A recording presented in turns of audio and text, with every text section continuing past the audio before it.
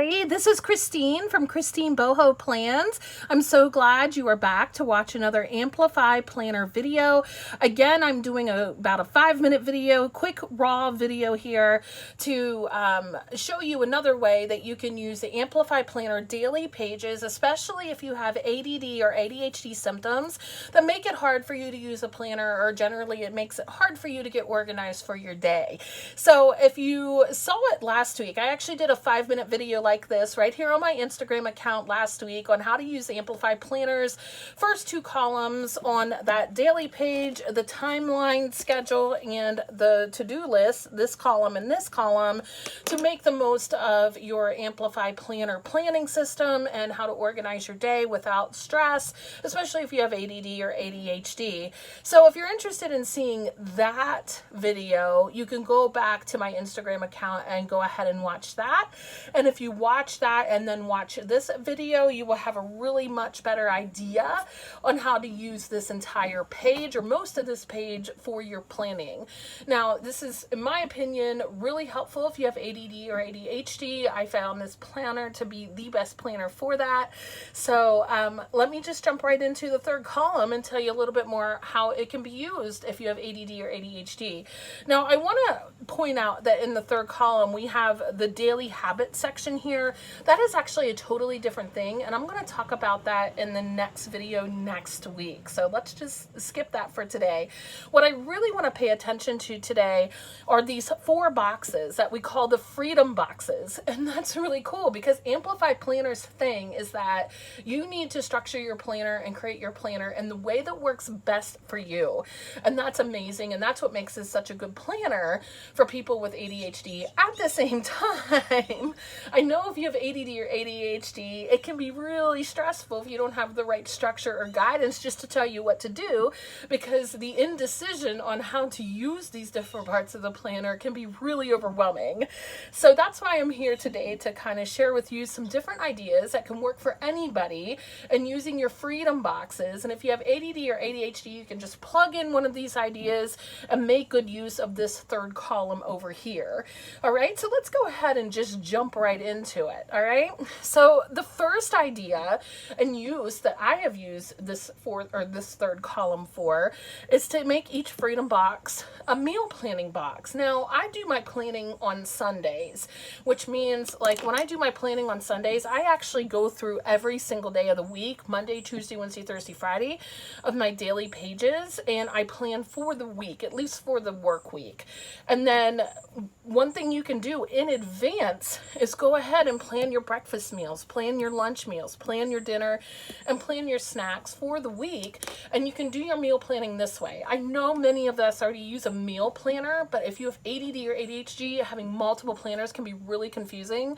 So just having everything all in one place that's important to you is really helpful. So this is my favorite way of using the freedom boxes for the meal planning purposes, because I just turn to the page and it's all there in front of me what I'm going to eat for the day, because I planned ahead and made sure that I had all the groceries and all that stuff part of it to know what I'm eating for that day. So you would have your schedule for the day, to-do list for the day, and you know you're eating for the day. Food is important, right? So why don't we look at a different idea? Not everybody likes to plan their meals, or that's too stressful for some people. So let's take a look. All right, which page did I do the second idea? Here we go. So for some people, a lot of us have families, right? You might have a spouse, you might have kids, you might have pets, right? And we tend to be the people, especially if you're the organizer of the family or trying to keep it all together, that need to make sure that we don't miss anything with everyone in the family, or we just need reminders of what's going on with our families, right? So you can have a box of reminders related to your spouse's or your spouse's schedule, related to however many kids you have. Put your kid's name here. I just have kid number 1, kid number 2, maybe kid number 3. Or if you don't have more than 2 kids, you could have pets as a box. just as a reminder of things like veterinary care or what to feed them. You got to buy more cat food or whatever. We know kids get very busy. You know, they have after school schedules, school's starting, so there's things to remember for that. So these boxes can actually help you keep your family organized if you assign each box to someone in your family or someone important in your family. Okay, so that is the second way I suggest trying to use the Freedom Boxes for. And I'm going to turn pages again, and this is a horizontal layout for the weekly if you haven't seen it yet. Now another way, if you don't have children, to use this box or these Freedom Boxes is to just organize it by home. You know, I'm always needing to do things at home, you know, buy new light bulbs, toilet paper, whatever, like reminders for home. And then again, information about your spouse. If you have a spouse and you got to keep up with them and their schedule. I had another box here for kids. If you didn't want to do like separate boxes for your kids, you can do just one box for them. And then again, pets. So all this is more home and family. It's very similar to the last idea, just kind of consolidating it just a little bit and including a home box for that, which can be very helpful when you got to remember a bunch of stuff for your house. Okay, so there's 3 ideas. Now this one is if you're a student. Okay, I wish I had this planner when I was a student years ago. This is like perfect because you can write your homework or your assignments or reminders for each class in these 4 boxes, whatever your classes are. It doesn't matter if you're in high school, college. If you're in high school, it could be English, math, science, social studies, whatever classes you're taking. You just assign each box to each class. And that's really cool. And then you can still have separate to-do lists and have your schedule over here for the day. I think that's really cool. All right.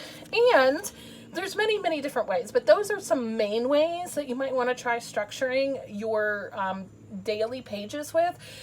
Before I show you the next one, it's the last one. If none of these appeal to you or relate to your life, just think about the things in your life that stress you out. What stresses you out that you feel like needs its own category that you need reminders of every day? And when you figure what those things are, just create a box for each of those things, right? But if nothing comes to mind, one way you can use that column without feeling like you're wasting that space is go to the good old Post-it notes, okay?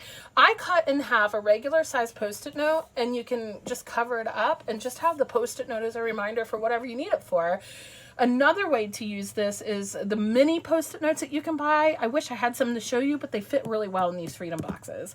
So you can just use Post-it notes in here as appropriate to remind you of what needs to happen. So you might be sitting in class and you have Post-it notes on you to scribble it down. You might not have your planner in front of you. Just write it on the Post-it note and then tear it off later and stick it right in your planner. And then it's right there for the day to remind you. Or any other time of day, you are cooking something and you think of something and you need to write it down. The closest thing is a Post-it note. You write it on the Post-it note and you go stick it in your planner so that you remember it for later. So that is my last way of using the Freedom Boxes, but there are so many different ways of doing it.